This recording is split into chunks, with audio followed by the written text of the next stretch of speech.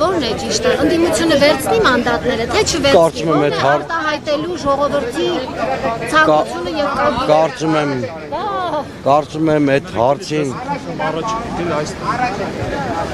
եմ այդ հարցին պատասխանելը այս պահին առնվազն տեղին չի։ Տեղին է, ժողովուրդը մի րոպե, ժողովուրդը մանդատ վերցնել չվերցնելու չի սպասում, ժողովուրդը սպասում է Նիկոլ Փաշինյանը երբ է վռնդվելու։ Իսկ ով է վռնդվելու։ Իսկ մի րոպե,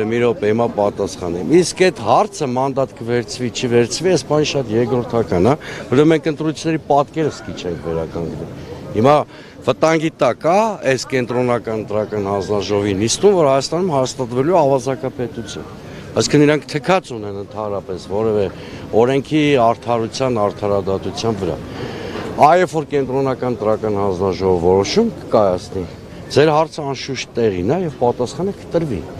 Որ ճանապարհը շուտ մոտեցնելու է Նիկոլ Փաշինյանի արագ իշխանական զրկման, այն ճանապարհները արդյունավետ է։ Ես հիմա կարող եմ բոլոր ճանապարհները եւ պլյուսները նշել եւ մինուսները։ Ունիվերսալ ճանապարհ չկա, որովհետեւ առաջին հերթին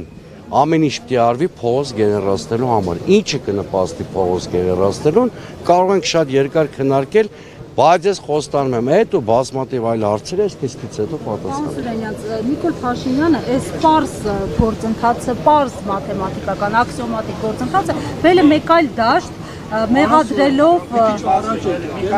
ընդդիմությանը կաշառք տալու մեջ, մեղադրելով ընդդիմությանը օրինակ հարուստ լինելու մեջ, հիմա ասում է հացին կակա են ասելու, այսօր տեսաուղերձ է եղել, բայց բացի այդ, այնտեղ մի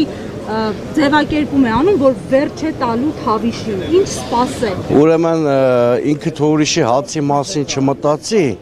որտեղ իր արած հանցագործություններով ինքը կարծում եմ շատ մոտ ապագայում կակայի ասելու ազատությանը։ Ավելի լավ այն իր դարդը լացի, սա մեկ։ Որովհետև այդքան հանցագործությունը չի կարող անպատիժ մնալ եւ ի վերջո հիմա ասեմ ինչից եմ կարծում։ Իր մոտ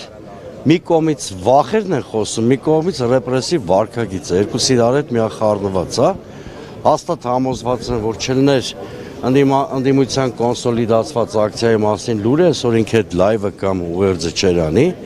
Մյուս կողմից ինքը հասկանում է, որ ընտրությունները իշխանության ճգնաժամը չեն հաղթահարել եւ իր ամեն օրը իշխանության, ինչքան կտևի ես Նոստրադամուսը չեմ կարող ենթադրել, ուղեկցվելու է ռեպրեսիաներով, անկայուն վիճակով, տուրբուլենտությամբ, առաջի դեպքն է երևի համաշխարհային պատմության մեջ, որ որևէ ղեկավար վերընտրվելուց կամ ընտրվելուց հետո ոչ թե հանրային համերաշխության մասին է խոսում, այլ մարդ նստածներ։ Բայց մյուս կողմից առաջ է մղում սեփական օրակարգերը, տեղեկացանք, որ քարտուղար Արմեն Գրիգորյանը այսօր Դիլիջանում հանդիպել է Հիկմետ Հաջիևի հետ,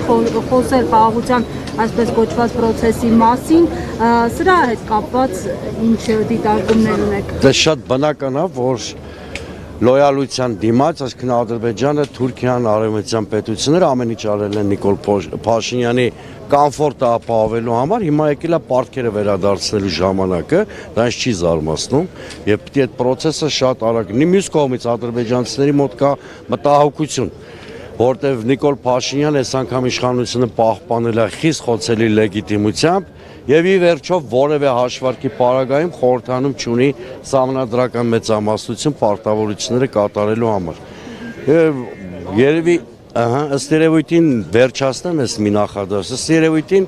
ադրբեջանցիները նաեւ իրենց մտահոգությունները պարատելու խնդիր ունեն։ Պարոն Սոյանյան, հիմա դուք ինչ եք ակնկալում եւ ունեք սցենարներ մշակած, թե X պատասխանի դեպքում, X որոշման դեպքում ինչ քայլեր եք ձեռնարկելու, Y-ի դեպքում ինչ քայլեր։ Այո, սցենարներ տարբեր կան։ Ես որպես քաղաքացի կհեծ ակնկալում եմ ընդհանրապես օրինականության եւ արդարության վերականգնում ամբողջ ծավալով։ Գիտեք, որ քաղաքական տարբեր ուժեր տարբեր պահանջներով են դիմել, մեկը մեկին չեն հակասում։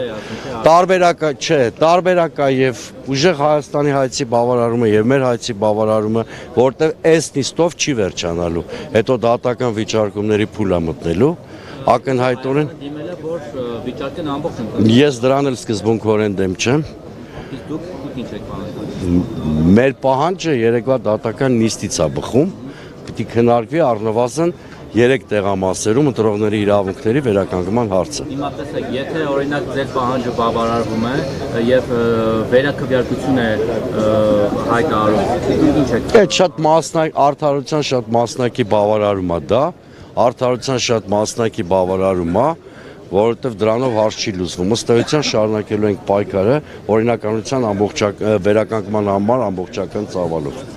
Այսինքն եթե Բարգավաճ Հայաստանը անցնի այդ 4 տոկոս շեմը հաղթարի, դա ձեզ համար բավարար է, պարոն Սուրեն։ Ոչ։ Դա մեր համար բավարար չի, որովհետև դա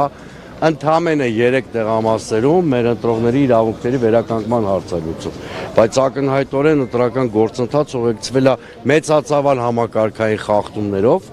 եւ միայն այս պահանջի բավարարումը մեր այս պահանջի բավարարումը նվազագույն մինիմումն է, ոչ թե արդարության ամբողջական վերականգնումը։ Բայց մենք ասել ենք եւ հետամուտ ենք լինելու, որ մեր ցանկացած ընտրողի ձայնի պաշտպանության հետևից գնալու ենք։